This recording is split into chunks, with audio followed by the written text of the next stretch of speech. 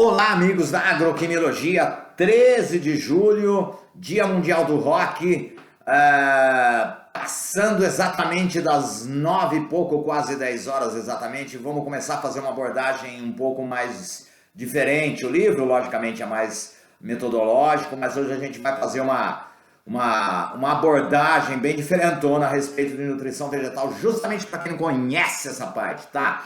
Beleza, vamos seguir em frente para a gente tentar explicar melhor.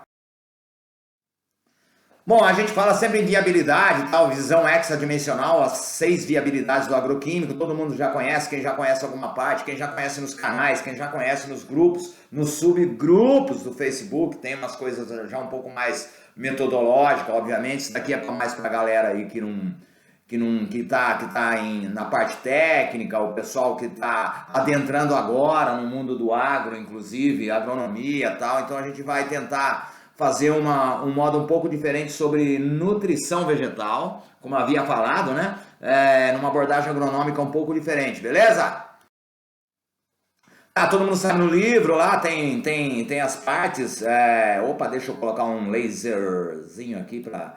Tá, esse é só um pedacinho do sumário, tá, as plantas e os vegetais, ou seja, aqui é para o pessoal entender, agrônomo, técnico agrícola, vai saber exatamente dessa parte aqui. Muita gente de outras áreas de química vão relembrar lá para trás essa parte de célula vegetal, anatomia foliar e tal. Isso está tudo mais ou menos no livro, bem explicado, do modo leve, técnico, porém leve, porque o objetivo da agroquimiologia é outra, mas a gente tem que fazer essa introdução, de modo que vamos para frente para a gente entender melhor, para quem não conhece aí essa área aí, ou para quem quer se aprimorar melhor na hora de dar uma explicação para um produtor um pouco menos tecnificado.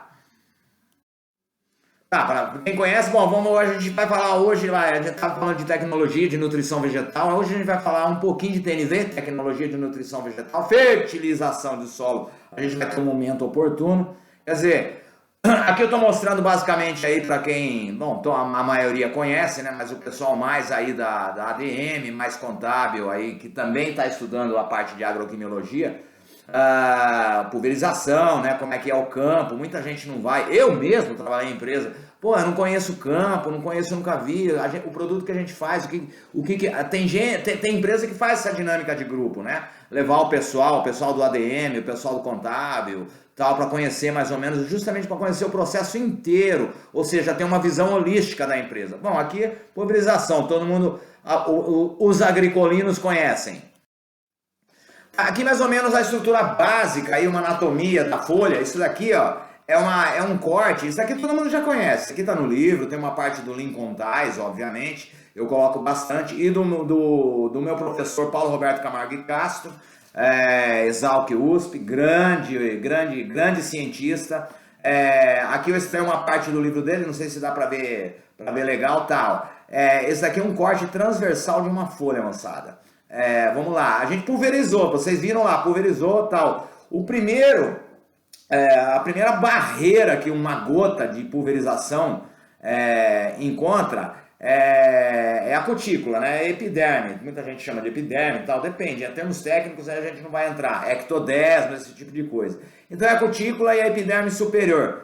Isso daqui é uma capa serosa que existe na planta. No livro a gente vai falar as metodologias, inclusive os tipos de adjuvante, insumo, quais são os melhores, quais são os mais eficientes. Não os melhores, mas os mais eficientes. Alguns insumos, alguns defensivos já possuem isso daqui, então consegue adentrar melhor dentro da folha. Vamos falar desse jeito, entrar dentro da folha, porque depois de dentro da folha vai ter um ciricutico fisiológico aí. Bom, isso aqui já está explicado na página 47 do livro de agroquimiologia. Esse ciricutico fisiológico, aí é que entra a coisa. Aí é que é o que o bicho pega. Beleza, primeira barreira é a capa serosa e alguns pelos, né? Pilosidade, né? Vamos falar em pilosidade. Beleza, ela entrou pela plasmalela, a gente não vai entrar, os tricomas, né? Os micropelos ou tricomas, que todo mundo conhece, né? Que muita gente, quem vê uma folhinha vê aqueles pelinhos. A gota d'água fica parada naquele pelo, então para isso existe adjuvante. A gente não vai falar de adjuvante agora, beleza? Então a gente vai falar de como é que entra o mecanismo mais ou menos de absorção. Beleza, Esse daí vai entrar lá adiante e tal, entrou dentro da folha, beleza? Aí tem outros siricuticos fisiológicos. Quais seriam os siricuticos fisiológicos? Bom, beleza. Entrou na cutícula, existem micro-rachaduras, tem um nome técnico para isso. Tem os estômatos, os agrônomos conhecem, não é o caso, não é o objetivo agora da agroquimiologia adentrar acerca dos estômatos. Beleza, a gente tem parte que fala sobre isso no livro, vai ter parte que fala sobre isso, mas vamos tentar fazer o seguinte, beleza, o produto, seja um adjuvante, seja um fertilizante, seja um defensivo, seja uma solução nutritiva, seja um bioestimulante, qualquer tipo de agroquímico, para o fato de ele entrar no metabolismo vegetal, não tem só que entrar na planta, mas também entrar na célula, né? Atravessar a membrana. Aí ocorre o ciricutico fisiológico. Vamos lá, vamos tentar explicar de uma maneira bem rasa, bem prática. Passou capa serosa, passou pilosidade, né? Passou a parte externa da folha, beleza. Estamos entrando lá dentro da célula, lá dentro da membrana da célula. Aí o que acontece? Depositou, houve a deposição, olha lá os tricomas que eu falei, houve a deposição, o produto, o insumo agrícola vai entrar. Tá, o que acontece? A depender do insumo agrícola, ele tem diferentes características, esse soluto. Ele pode ter um potencial químico maior, um potencial químico igual ao que está dentro da célula e um potencial químico menor, certo? Tá. Para isso chama-se absorção passiva e ativa. Vamos lá. O que é absorção passiva?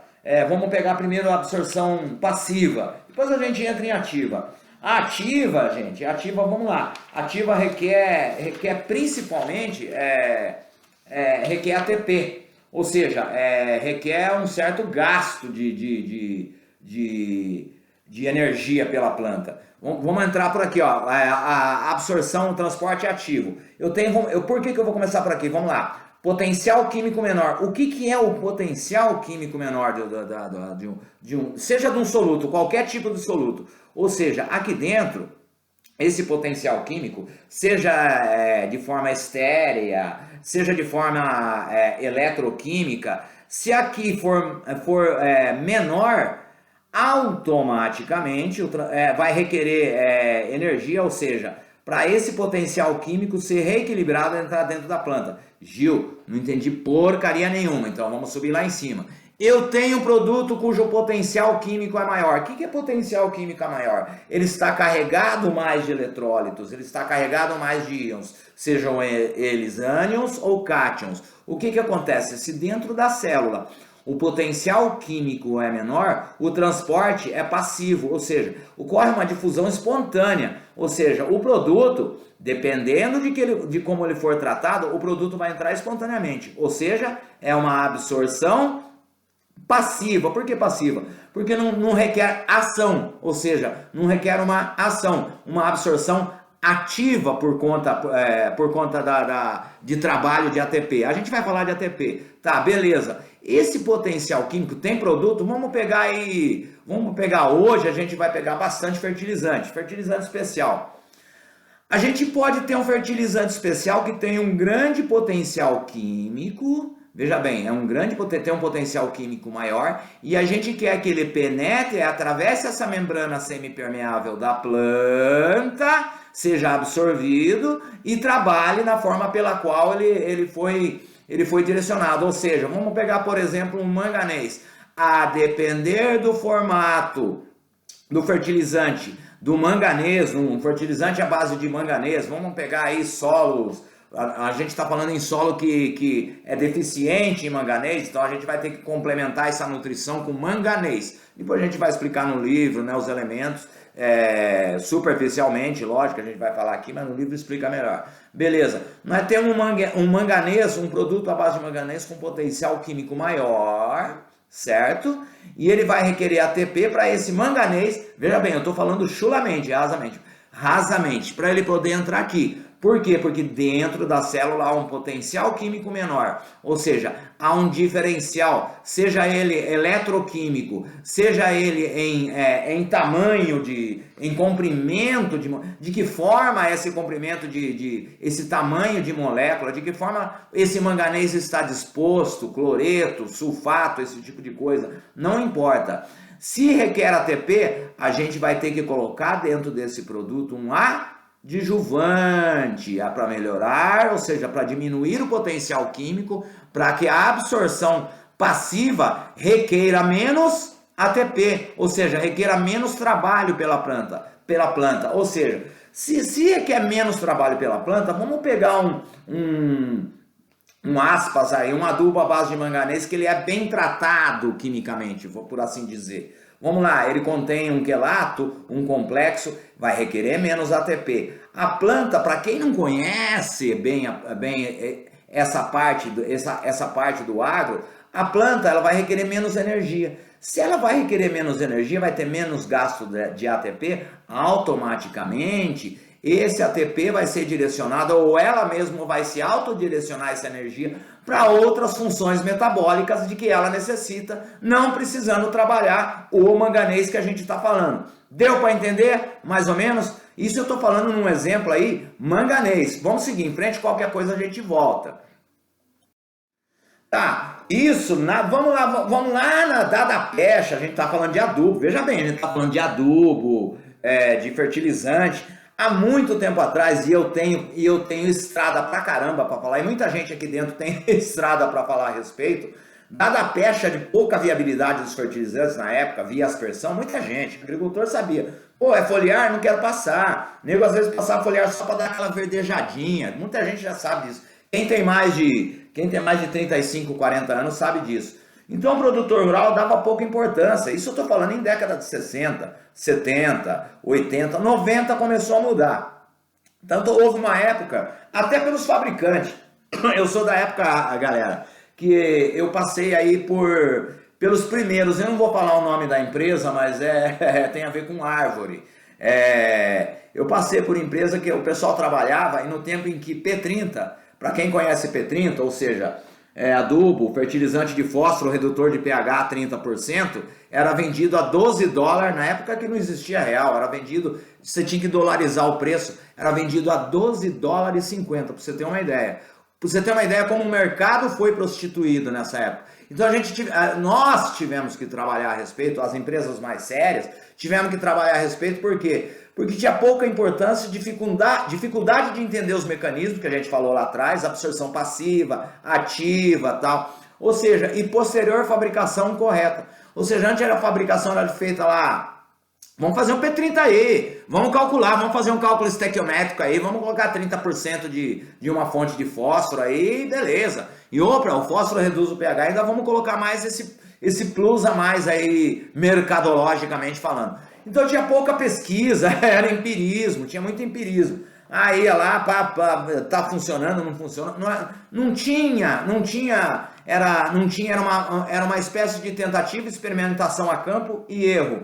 Não tinha o agro, muito embora em que pese que o agro no Brasil estava se alavancando, isso aí vamos falar década de 70, 80, estava começando a se alavancar melhor, 90 começou a mudar, os anos 2000 melhorou mais ainda, a partir aí da década de 2000 em diante, começou a surgir já os fertilizantes especiais, muita pesquisa não veio de fora, veio daqui de empresa aqui de dentro, veio de instituições aqui de dentro, começou a entrar aditivo, adjuvante, lembra que eu falei lá atrás do manganês? Lembra que eu falei sobre os quelatizantes, complexantes, para requerer menos ATP, para absorção ativa ser menos ativa, ou seja, requerer menos ATP, para a planta requerer menos gasto de energia, requerendo menos gasto de energia, o que vai acontecer? Ela vai redirecionar essa energia, ela vai funcionar melhor, e esse adubo, esse fertilizante, ou esse insumo agrícola, contendo determinados aditivos, contendo determinadas especialidades químicas, a planta vai trabalhar menos. Se ela vai trabalhar menos, ela vai produzir mais. Ou seja, você está colocando menos produto na planta para ela produzir mais. Se você colocou menos, lá atrás na sua fábrica, lá atrás na fabricação, você utilizou menos recursos. Esse é o mote e essa é a razão de ser e essa é a função da agroquimiologia. Lembra que eu havia falado para vocês que a agroquimiologia não tem estudos, o estudo é esparso, não tem um estudo específico contendo a visão hexadimensional que tem todas as viabilidades? Bom, entra a partir daqui, a partir dos anos 2000, 2010, por aí, a gente começou a ter uma ideia sobre uma ideia hexadimensional das viabilidades, sobretudo a viabilidade agronômica, química e legal, que está mudando agora. O que eu falo de viabilidade legal? Aí para os estudantes de direito que querem conhecer, eles são entusiastas da agroquimiologia.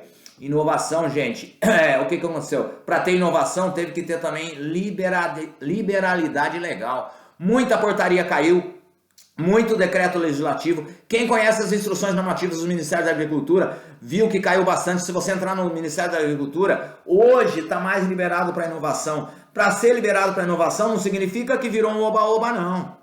Não, isso é com base em experimentação e resultado. Ou seja, mas o processo é menos burocrático. Sendo menos burocrático, a tentativa, experimentação para levar a campo e a susceptibilidade de erro é menor, dado que a liberalidade legal, ou seja, a viabilidade legal que está acontecendo agora. Quer dizer, é muito melhor hoje e hoje está muito melhor de se pesquisar. E isso o livro de agroquimiologia vai trazer, traz pra gente. E a gente vai falar aqui no grupo, ou no grupo do Face, ou nos subgrupos do Face, vai estar no canal do YouTube, tem bastante coisa pra gente comentar. Isso é bem rapidão, só para quem não conhece aí essa área mais do agro, voltada especificamente e suas especificidades na agroquimiologia. Então olha a sucessão de coisa, era erro, tentativa e erro, e vinha experimentação, e vamos fazer um adubo, coloca lá, e queima, e dava requeima, fitotoxicidade, e assim vai, até hoje está aprimorando. E estamos aprimorando e tem muita empresa séria no mercado que está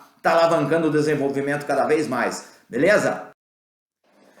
Tá, então eu estava falando lá da década de 60, para quem estudou, eu o conheci pessoalmente, o Malavolta, tem o livro dele, lógico, a gente fala um pouco no livro dele, e quer dizer, a agroquimiologia veio para a gente tentar, ou ao menos alcançar um agroquímico, seja ele bioestimulante, seja ele defensivo, seja ele indutor de resistência, a chegar próximo à perfeição. Então o que acontece? Malavolta falava, ele até parafraseia um outro autor, se não me engano é Leipzig, ele parafraseia o fertilizante perfeito. Então a gente hoje vai parafrasear Malavolta. Então vamos lá. O que Malavolta falava em termos de fertilizante? E tá no livro, tá? Acho que na página 18 do livro. Fala, gente, não tem. Lá no Manual de Química Agrícola fala, não tem. A gente vai tentar estudar. Isso na década de 80, moçada. Olha só, então o que para ele era o fertilizante perfeito? Vamos parafrasear Malavolta?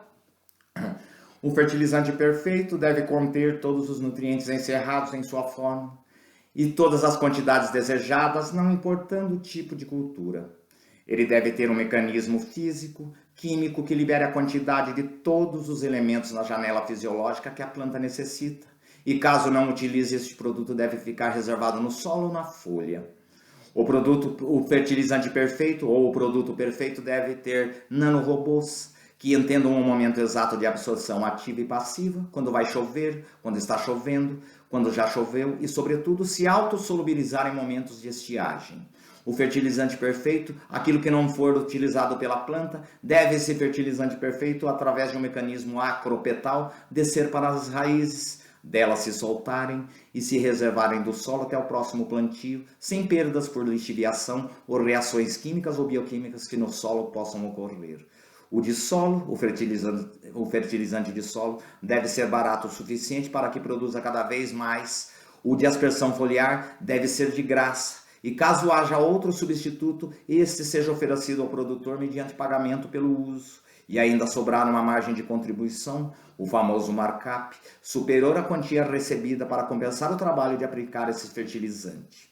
Não deve entupir bico, não deve enroscar, você não deve tirar o filtro para bater na perna, etc. e tal. Deve ter validade vitalícia. O fertilizante, sim, deve ter validade vitalícia, inclusive para a terceira geração do primeiro comprador. Enfim, ele deve ser um tudo. Ah, moçada, isso aí é mais ou menos o que a gente queria explicar, já de um jeito bem diferentão sobre visão hexadimensional do agroquímico. No livro vai ter bastante coisa interessante, vai ter bastante coisa inovadora e tem. Isso daí é só para dar uma chamada geral lá pro pessoal do YouTube, para quem tá no YouTube, e pra galerinha, os agricolinos aí dos cursos técnicos, beleza? Um grande abraço a todos. Aqui meu contato para quem quiser, pergunta, lógico, perguntar. A gente tem bastante material, a gente tem bastante coisa a respeito, não só no livro, perguntar alguma coisa a respeito. O meu e-mail, eu estou montando a minha página a duras penas, o meu e-mail gilmax@agroquimiologia não está funcionando, ocorreu algum erro lá, então quem quiser mandar alguma pergunta, alguma sugestão, fala, Gil, você está errado, tá uma creca, ou Gil, o teu livro fala assim, é assado, é só mandar um e-mail pra gente, gilmax@gilmax.com.br. A gente tem canal no YouTube, a gente tem grupo, tem vários grupos no Facebook, todo agroquimiologia, e lá a gente tenta, ao menos, tirar algumas dúvidas de uma maneira um pouco mais técnica. Beleza? Abraço a todos, até breve!